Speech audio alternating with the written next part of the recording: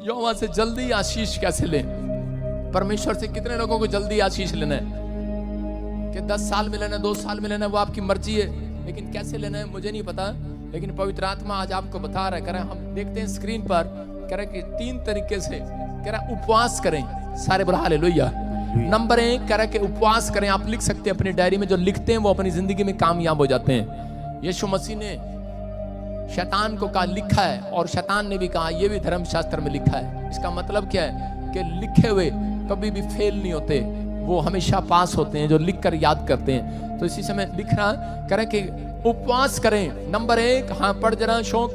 उपवास रखें, हाँ, क्रोध ना करें, हाँ, अपने आप को संसारिकता से दूर रखें और ज्यादा प्रार्थना करें। ये बीच वाला पॉइंट आपके लिए पास्टर शौक। उपवास रखें, पहला उपवास रखें, दूसरा क्रोध ना करें, तीसरा अपने आप को संसारिकता से दूर रखें और ज्यादा प्रार्थना करें। बोलो हालेलुया।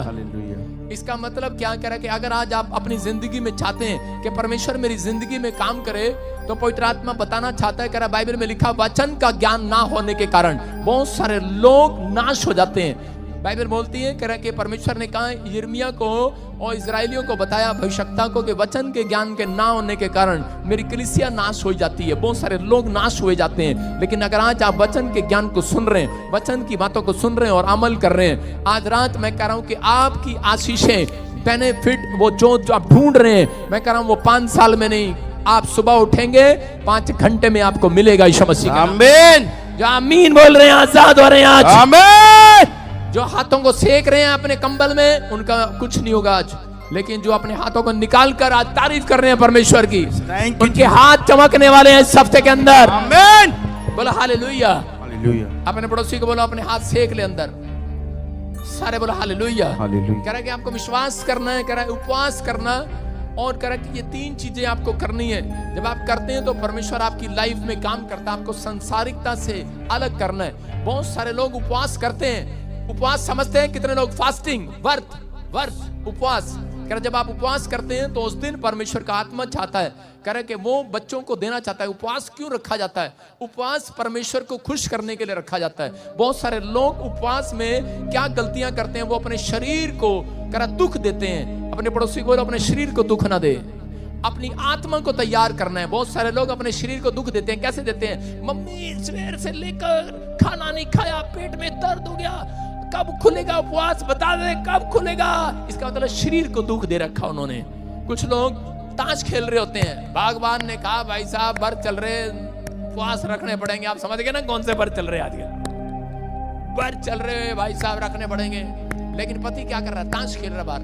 कहता भाई साहब, वो कह रहा यार चलना, कहता अरे 5 बजे तक खेलने ताश। कह रहा यार इतनी देर क्यों खेलना है? कहता है पत्नी ने कहा 5 बजे के बाद खाना मिलेगा भाई साहब, शरीर में दर्द हो रहा है, इसलिए कह रहा ध्यान भटकाने के लिए कह रहा ताश खेल लो।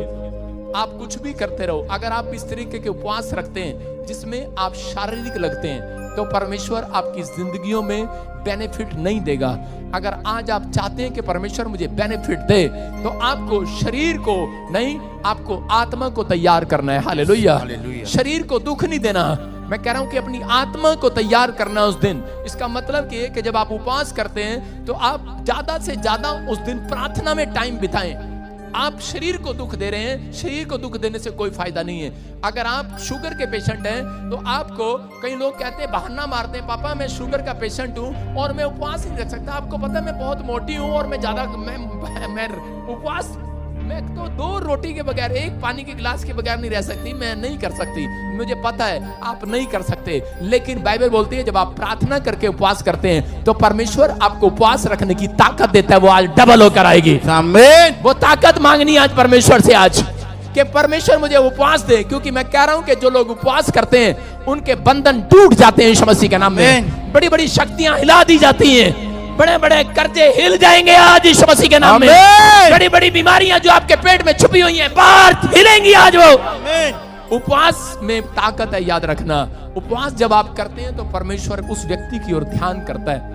अगर मेरा बच्चा रोटी ना खाए 3 दिन, तो उसमें क्या होगा? उसको 1 दिन, अगर आपका बच्चा रोटी ना खाए तो उसका बाप क्या करेगा? 3 दिन उसकी तरफ ध्यान न दे, लेकिन माँ कहेगी देखो मेरे लाल ने रोटी नहीं खाई, दूसरे दिन भी कहेगी देखो मेरे लाल ने रोटी नहीं खाई, तीसरे दिन भी कहेगी देखो मेरा लाल भूखा है, अब तक इसने रोटी नहीं खाया। लेकिन उसी समय क्या होगा, उस समय में रोटी नहीं खाया, देखो देखो देखो चेक करो रोटी नहीं खाया। लेकिन उसकी माँ अपने पति को हिलाएगी और कहेगी कुछ शर्म कर ले, मेरा बेटा भूखा है, जो मांग रहा है इसे दे दे। तो उसका बाप कहेगा चल। तीसरे दिन उससे रहा नहीं जाएगा, कितना भी कठोर बाप हो, लेकिन वो जब देखता है कि मेरे बेटे ने 3 दिन रोटी नहीं खाया, अंदर से टूट जाता है और वो कहता है कि बोल मेरे बेटे तुझे क्या चाहिए। कहता है मुझे तो मर्सिडीज कार चाहिए। कह रहा मेरी औकात तो नहीं है, लेकिन पर ले आज मैं तुझे दे देता हूं यीशु मसीह के नाम में। यह संसार के बाप की आवाज है, लेकिन मैं कह रहा हूं एक आत्मिक बाप की आवाज है। मैं आपके सामने प्रचार कर रहा हूं, मैं आपको कह रहा हूं, लेकिन एक स्वर्गीय बाप की आवाज है। कह रहा है कि जब आप भूखे और प्यासे होकर परमेश्वर के सामने आते हैं, तो उसी समय जब आप उपवास करते हैं मन से, सांसारिकता से नहीं, पवित्रताई से, तो उसी समय परमेश्वर का मन टूट जाता है। वो आपको भूखा नहीं देख सकता, वो आपको तड़पता हुआ नहीं देख सकता। जब आप उपवास करते हैं तो परमेश्वर का आत्मा एक दिन आएगा और कहेगा जो तू मांग रहा है मैं तुझे दे रहा हूं, मेरे अंदर ताकत है। आमीन। मेरी सैलरी 5,000 नहीं है, मैं संसार का बाप नहीं हूं। वो कहता है मैं स्वर्गीय बाप हूं। कह रहा कि जो मांगोगे मिलेगा यीशु मसीह के नाम में। कह रहा आपका हेल्थ है, आपका बिजनेस का इशू होगा, आपका किसी भी चीज का इशू होगा, लेकिन वो इशू मैं कह रहा हूं टिश्यू में नहीं बदलेगा।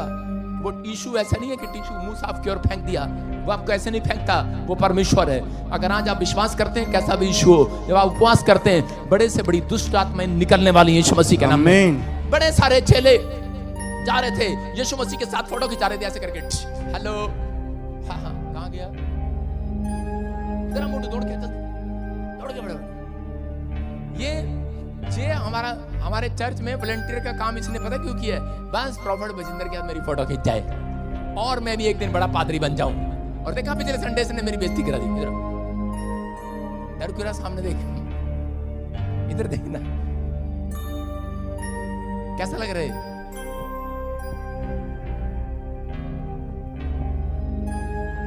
सारे बोले हालेलुया। कह रहा कि ये लड़का कह रहा फोटो खिंचाया और उसके बाद यीशु मसीह के साथ रहते थे। उसी समय आज मेरे चेले मेरे साथ रहते हैं, और उसी समय किस लिए साथ रह रहे थे कि पापा की अनॉइंटिंग मेरे ऊपर आ जाएगी, यीशु की अनॉइंटिंग मेरे ऊपर आ जाएगी। प्रार्थना जीरो, उपवास जीरो, खा खा के पेटू हो गए। प्रार्थना मतलब ही नहीं है, उपवास ना ना ना ना मतलब ही नहीं। बस प्रॉफिट के साथ रहेंगे, फोटो खींचेगी और हम कहेंगे हम भी प्रॉफिट हैं, पास्टर हैं। भाई साहब मेरे घुटने उठाकर देख लो, यहाँ से काले मिलेंगे और नीचे के गोरे मिलेंगे। इसके उठा के देख लो, यहाँ से सारे गोरे मिलेंगे। हाँ, कभी टेक के ही नहीं, कभी घुटने टिकते ही नहीं है। बेड पे बैठ के प्रार्थना करते हैं, बेड पे बैठ के रोटी खाता है, बेड पे बैठ के चाय पीता है। सही कह रहा हूँ कि नहीं? सही कह रहा। हालेलुया।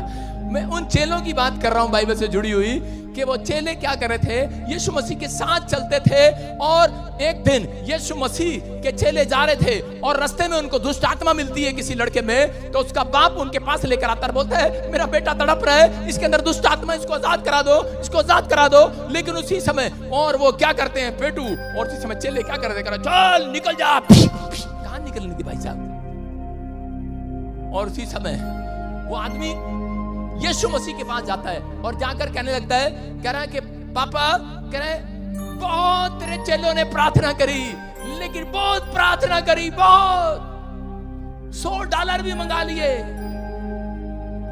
लेहैंड का पैसा भी डाल लिया, बहुत प्रार्थना करी, लेकिन निकला नहीं है। कह रहे उसने भी लेहैंड करी, चेले भी लेहैंड करते हैं, सारे बोले हालेलुया। कह रहा लेकिन निकली नहीं है। लेकिन उसने उसी समय दोनों को डांटा, एक को नहीं।